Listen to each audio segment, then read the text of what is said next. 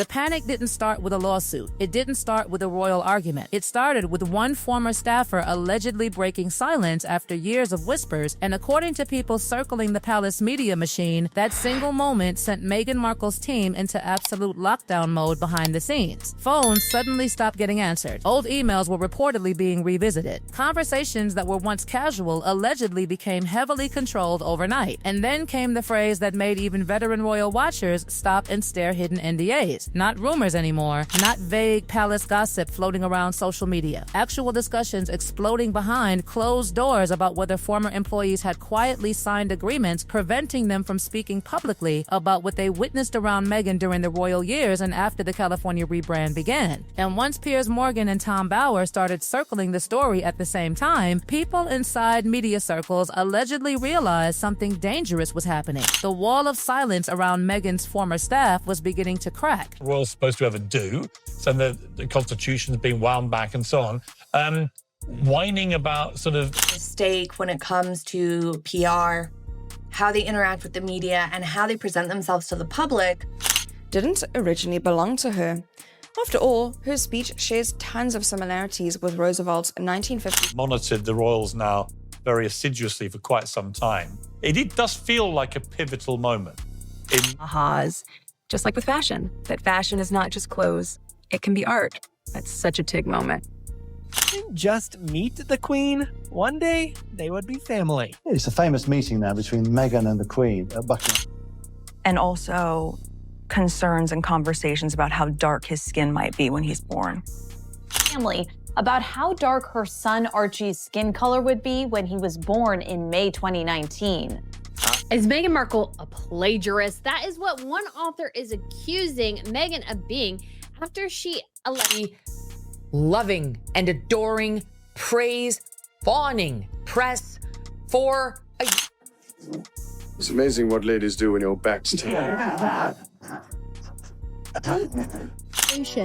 Which is streaming on Netflix. It's so festive. Being a hostess or a host. She's a slight social climber, I'm afraid. And when I see the way, look, at her wedding, there was only one member of her family there. The rest... 3 days before our wedding, we got married. No one knows that, but we called the Archbishop and we just said, look. And I believe that Meghan and probably Harry too thought if they did things the way that Fire and Vanity Fair reported former employees of Meghan sought therapy after they worked for her. She was such a bully. The Hollywood was looking at the books, and it doesn't seem to reference exactly the idea of a young girl meeting a podcast. This is after Meghan's brilliant podcast was so tragically unceremoniously cancelled. Because this story isn't just about one frustrated employee suddenly talking. According to people following the situation closely, this is about years of carefully managed image control now colliding with something Meghan reportedly fears more than criticism itself. Former insiders comparing notes publicly, and the timing could not look worse. For years, Meghan built an image around compassion, kindness, female empowerment, emotional intelligence, healing, authenticity. That was the brand. That was the billion-dollar California identity carefully rebuilt after the royal exit. But behind that polished image, rumors about staff distress, emotional tension, sudden resignations, and chaotic working environments never fully disappeared. They just stayed buried under headlines about racism accusations, Netflix deals, podcasts, and royal feuds. Until now. Beautiful color. So sweet of you. Hey, Darwin! Come in. You should. Tom Bower reportedly became obsessed with one specific pattern. Staff didn't simply leave. They vanished quietly. Some disappeared from projects almost immediately. Others reportedly lasted only months before exiting without explanation. And according to palace insiders whispered about in British media circles, there was allegedly growing frustration because employees felt terrified of speaking publicly afterward. Not nervous, terrified. That word allegedly came up repeatedly in conversations surrounding former aides connected to Meghan's orbit. Piers Morgan kept hammering the same point on television for years, while critics called him bitter and obsessed. But suddenly, after one former staffer allegedly hinted at controlled silence surrounding Meghan's workplace culture, the internet exploded again. It's a chain of chicken rotisserie restaurants called Flock.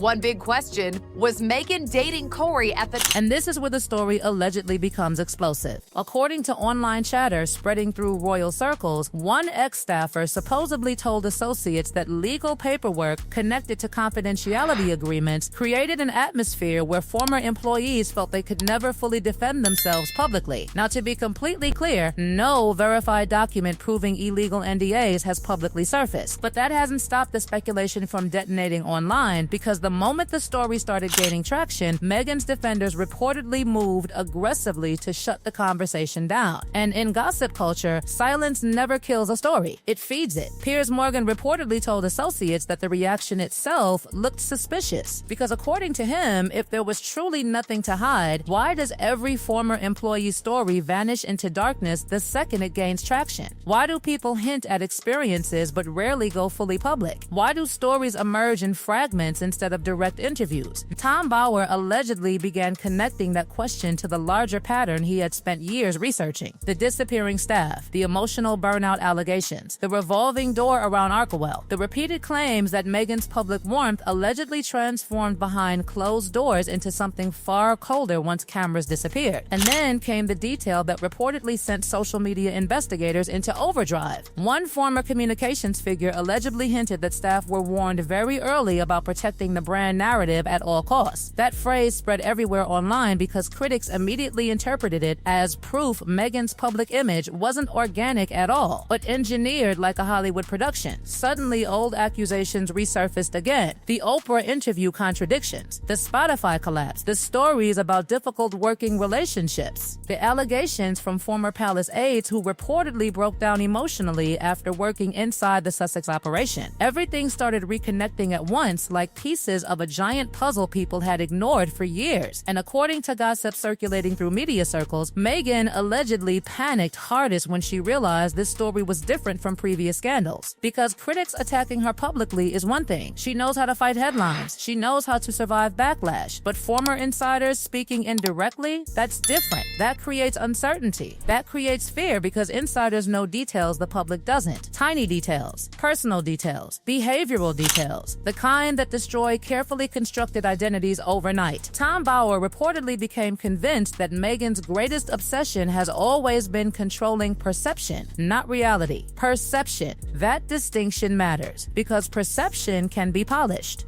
edited, rewritten, curated through documentaries, interviews, podcasts, emotional speeches, and strategic appearances. But insiders see the unedited version. And according to Bauer's theory, that possibility alone allegedly explains the sudden anxiety surrounding former employees quietly speaking out. Meanwhile, Piers Morgan allegedly kept receiving private messages from viewers claiming more staff members wanted to talk but feared becoming targets themselves. Again, none of those claims have been fully verified publicly, but the whispers became so constant that royal gossip forums exploded with theories that Meghan's team was scrambling privately to contain whatever might come next. There are receipts. That sentence reportedly changed everything because suddenly this wasn't just about gossip anymore. This wasn't about angry headlines or royal commentators throwing opinions around on television panels. Receipts means screenshots, emails, voice notes, messages, internal conversations, timelines, the kind of material that doesn't disappear just because a publicist says a story is unfair. And according to whispers exploding through media circles, Meghan's team allegedly realized too late that former staffers may have kept far more than memories after leaving her orbit. Piers Morgan reportedly started hinting that the real story surrounding Meghan was never the interviews, never the documentaries, never even the royal family war itself. According to him, the real story has always been the people who worked closest to her and quietly walked away looking emotionally exhausted afterward. And once social media users started comparing timelines from former employees, the pattern allegedly became impossible to ignore. Staff departures stacked on top of staff departures, communications directors disappearing, producers leaving projects, Archewell turnover rising so frequently that critics started calling it a professional graveyard online. Tom Bauer allegedly became fascinated by another detail most people missed entirely. The silence never looked natural. Think about it. In Hollywood, former employees speak all all the time. Former assistants leak stories constantly. Stylists talk, producers talk, drivers talk. Ex-friends sell interviews for money every single week. That industry survives on people talking. Yet around Meghan, according to Bauer's theory, there was this strange atmosphere where insiders would hint at things privately but stop short publicly. And critics started asking the same question repeatedly: why? Then came another alleged leak that made things even worse. A former associate supposedly claimed Meghan became deeply paranoid whenever discussions about loyalty started circulating internally. Again, completely unverified publicly, but devastating because it matched the exact personality profile critics had accused her of having for years. The fear of betrayal, the obsession with controlling narratives,